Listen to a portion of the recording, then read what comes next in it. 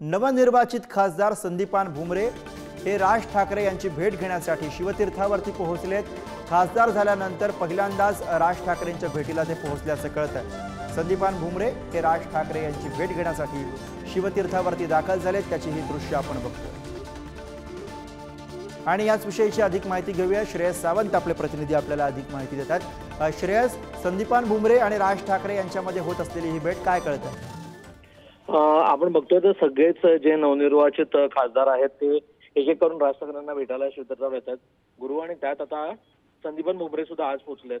आपण बघू शकतो तर राज ठाकरे यांनी खऱ्या अर्थानं प्रचाराला केलेली मदत, मनसे यांनी केलेली महायुतीला मदत, त्यामुळे ही सगळीच नेते मंडळी जी आहेत राज ठाकरे यांची भेट घेतात।